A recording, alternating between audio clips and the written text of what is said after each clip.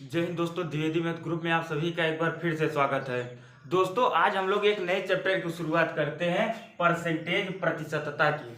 Percentage ये काफ़ी important topic है जीडी और यूपी पुलिस के लिए, क्योंकि इससे एक से दो सवाल तो परसेंटेज से पूछता है, तो इसलिए इसको हम लोग बहुत ध्यान से पढ़ेंगे। सबसे पहले हम लोग पहचानते हैं कि प्रतिशतता होता क्या है, परसेंटेज होता क्या है। तो प्रतिशत का अर्थ होता है कि ऐसा भिन्न जिसका हर 100 हो। प्रतिशत का मतलब होता है प्रति सैकड़ा, मतलब प्रति 100। ऐसा भिन्न जिसका हर 100 हो वो प्रतिशत होता है।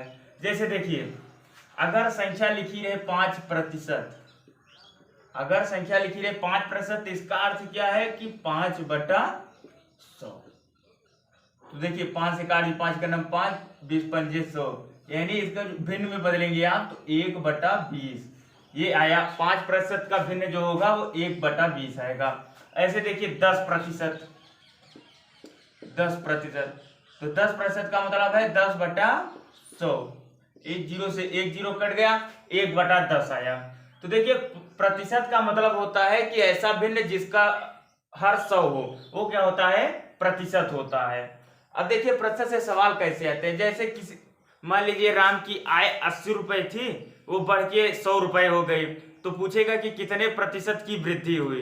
तो उसको निकालने के लिए हम लोग क्या करेंगे, देखेंगे कि कैसे उसको निकालते हैं।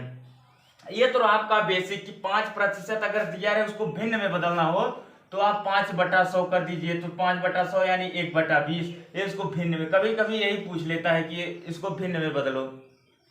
जैसे देखिए किसी संख्या का 5% अगर 20 है तो वह संख्या बताइए। अगर हमसे सवाल पूछता है कि किसी संख्या का 5% 20 है, या किसी संख्या का 50% 80 है, तो वो संख्या बताइए। तो देखिए किसी संख्या का, तो वो संख्या क्या मान लेंगे हम लोग, यक्स। यक्स का मतलब होता है गुणा, वो बोर्ड मास के नियम में आप पढ़ेंगे। ऑफ जो होता है ना, उसका मतलब होता है का यानी कि गुणा।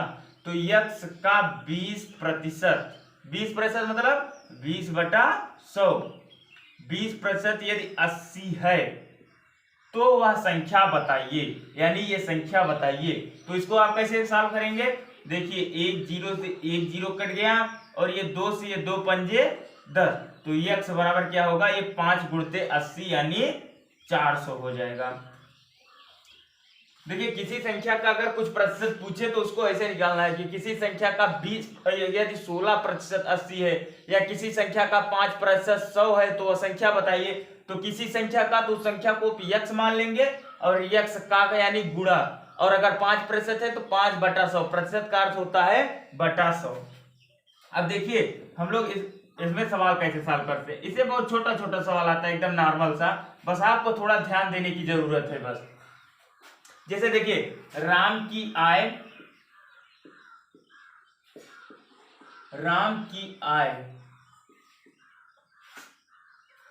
80 रुपए से बढ़कर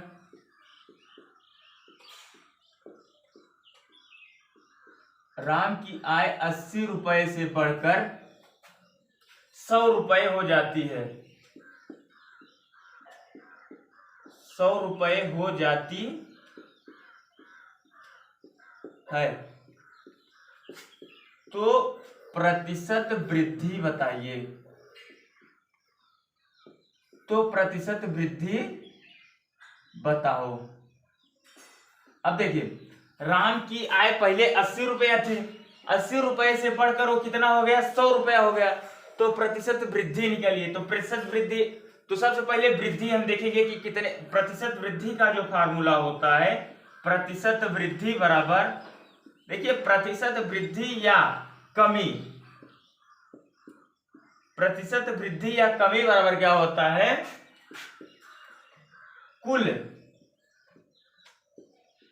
वृद्धि या कमी गुणते 100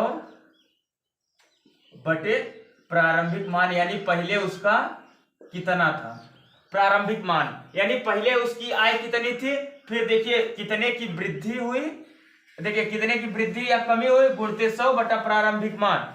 तो देखिए 80 रुपए से बढ़कर 100 रुपए हो गई।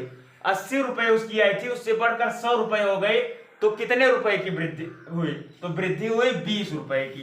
तो 20 रुपए की वृद्धि हुई और गुणते 100 और प्रारंभिक मान यानी पहले उसकी सैलरी कितनी थी? पहले उसकी आय थी 80 रुपए। तो देखिए बटे 80, अब 20 चौका 80, 4 से काट दीजिए आप, 25 चौका 100, यानी उसकी आय में 25% की वृद्धि हुई। तो देखिए कितनी आसानी से प्रतिशत वृद्धि या कमी बराबर क्या होता है? कुल वृद्धि या कुल कमी गुणते 100 बटा प्रारंभिक मान। तो देखिए सवाल भी था, राम की आय 80 रुपए से बढ़कर 100 रुपए हो जाती है, तो प्रतिशत वृद्धि बताओ। तो प्रतिशत वृद्धि या कमी का फार्मूला यही है, कुल वृद्धि या कमी गुणते 100 बटा प्रारंभिक मान। तो कुल वृद्धि 20 रुपए की आए गुणते 100 बटा प्रारंभिक मान 80, इसको काट दिए, 25% आपका उत्तर आया। देखिए अब नेक्स्ट सवाल देखते हैं हम लोग। बस ऐसे ही सिंपल सिंपल सवाल पूछता है एसएससी जीडी में। देखिए सोहन की आय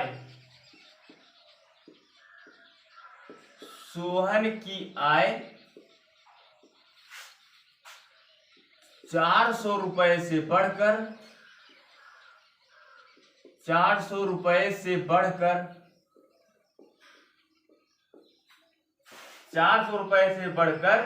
600 रुपए हो जाती है, 600 रुपए हो जाती है, तो प्रतिशत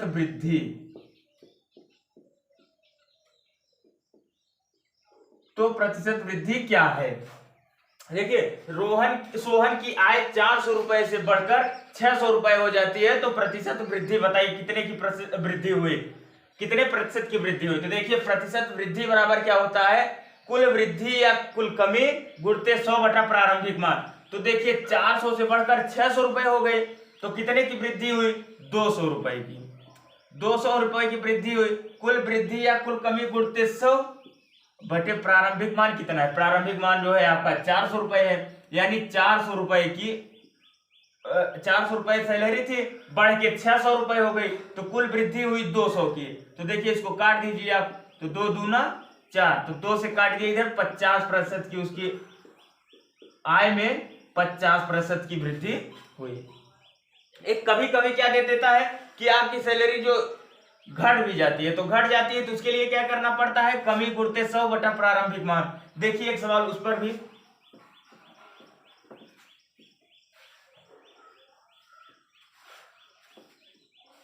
देखिए मोहन की आय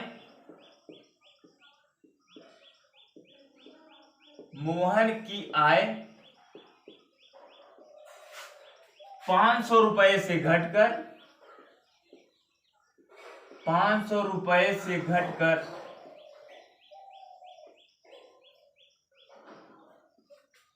400 रुपए हो जाती है,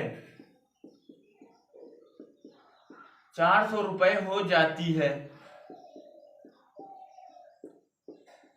तो प्रतिशत कमी बताइए, तो प्रतिशत कमी क्या है? देखिए मोहन की आय 500 रुपए से घटकर 400 रुपए हो जाती है, तो प्रतिशत कमी क्या है? तो प्रतिशत कमी बराबर क्या होता है? देखिए प्रतिशत कमी बराबर क्या होता है? वही जो बताए थे, प्रतिशत वृद्धि या कमी बराबर। तो देखिए कमी गुणते 100 बटा प्रारंभिक मान। तो देखिए मोहन की आय पहले 500 रुपया थे, 500 से घटकर वो 400 रुपया हो जाती है, तो प्रतिशत कमी, तो कमी कितने की हुई? पहले देखिए 500 से 400 हो गई, यानी कमी कितने की हुई? 100 रुपए की, 100 रुपए की कमी हो गई। और देखिए प्रारंभिक मान कितना था? 500 था, तो देखिए 2 जीरो से 2 जीरो कट गया, ये 5 से 20, यानी उसकी आय में 20% की कमी हुई। देखिए मोहन की आय 500 रुपए से घटकर 400 रुपए हो जाती है, तो प्रतिशत कमी। तो हमने फार्मूला बताया, प्रतिशत वृद्धि या प्रतिशत कमी बराबर क्या होता है? वृद्धि या कमी, कुल वृद्धि या कुल कमी गुणते 100 बटा प्रारंभिक मान। तो कमी 100 रुपए की हुई थी, गुणते 100 बटा 500, तो इसको आपने काट दिया, देखिए 20% जो आ गया आपका उत्तर आ गया। तो ठीक है दोस्तों, इसको ये था पहला टाइप जो कि सिंपल था, इसको आज हम लोग देख लिया। कल से हम लोग टाइप 2 पढ़ेंगे। तो ठीक है, थैंक यू, जय हिंद।